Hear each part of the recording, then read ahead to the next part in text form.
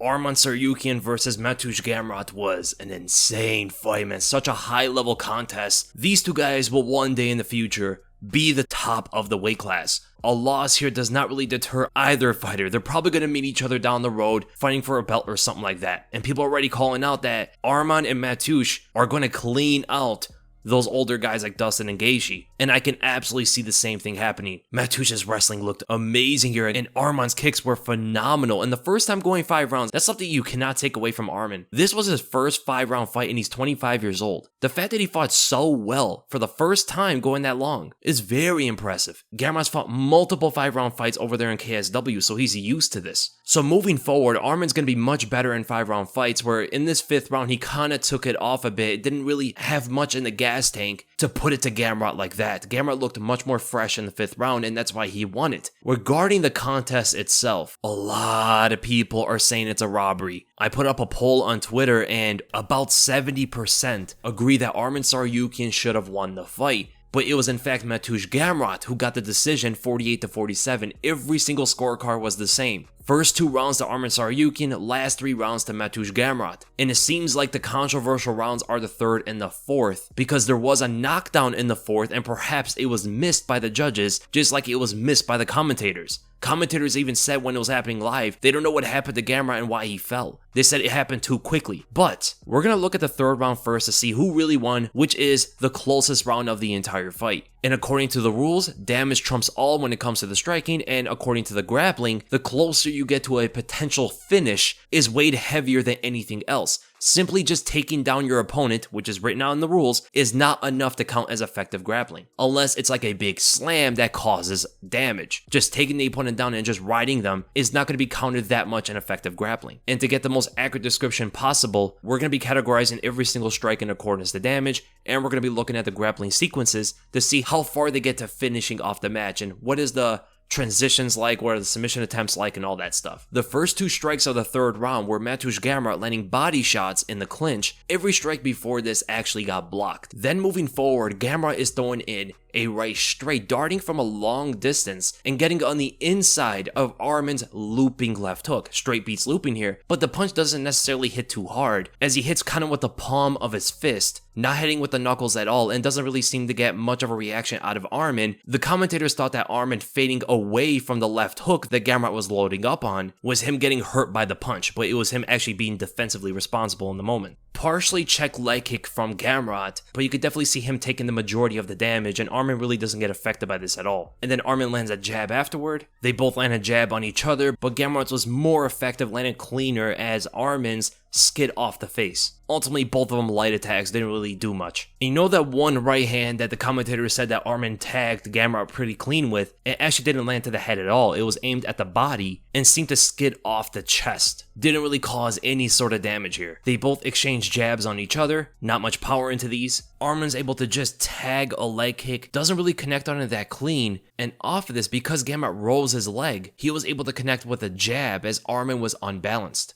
And then they exchange with each other. Gamrot's able to land a right overhand as Arman lands a left hook that hits with his forearm toward the back of the ear. Gamrot's shot definitely had much more impact. We're going to have to categorize his as a medium and Arman's as a light. Jab from Gamrot. They both trade shots on each other. Again, Arman lands an inside leg kick as grazes a right straight. Gamrot grazes a right straight off the top of the head. And then they exchange again. Gamrot lands a jab, and Arman was able to walk right through it and land a left hook of his own, neither really having much impact. And then Gamrot finally gets the first takedown of the round and holds Arman on the ground for literally 3 seconds. Then Gamrot lands 5 knees to the leg in the whole clinching sequence from beginning to end before he brings Arman back to the ground before he hooks it in on one leg. This is a pretty good transition, but ultimately because it didn't amount to any potential finish of the match, there's no way you can compare this to like a heavy sequence of grappling effectiveness. And arguably you probably have to say it's more of a medium than it would be like a heavy if you were just to compare it to the strikes.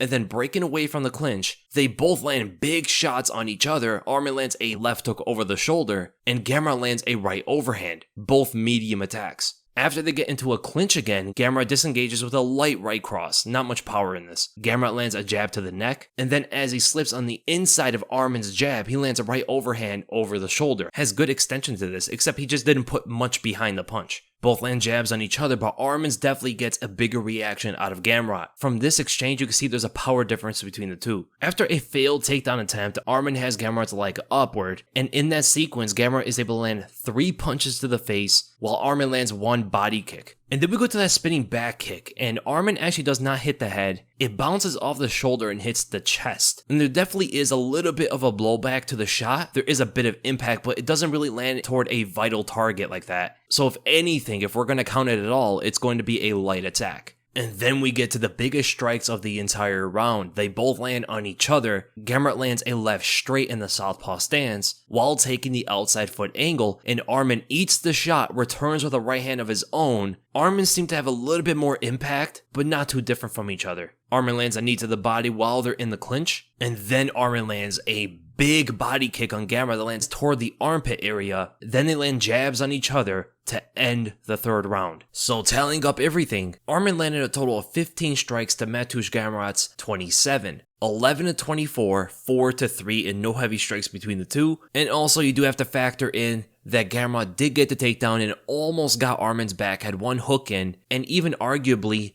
Gamrot had more damage. Therefore, you're going to have to give the third round to Mateusz Gamrot. So far, it's 2-2. The first 2 rounds to Arman, 3rd and 5th to Gamrot. It all comes down to this 4th round. Starting the first round, Arman lands a jab right from the beginning, and Gamrot gets his back with a 1-2 combination, but the jab goes to the body and lands a big right hand on Arman, one of the biggest punches he landed in the entire fight. Arman gets aggressive and enters with a jab, but runs into a right straight. He eats the punch, doesn't really have much of an effect on him, but it was a big shot, but he gets even more aggressive, carries on the combination, and lands a nice 1-2-3 combo, a jab, right straight that gets right on the inside there, squeezes in that tight angle, and connects on Gamrot with an exiting left hook. A fantastic combination. The left hook and the right straight seem to have the most impact, and in that sequence, Gamrot gets some sneaky shots in there. Partially lands with his left forearm at one point, and even a slapping right hook. And here we get to the biggest strike of the round so far. Mateusz Gamrot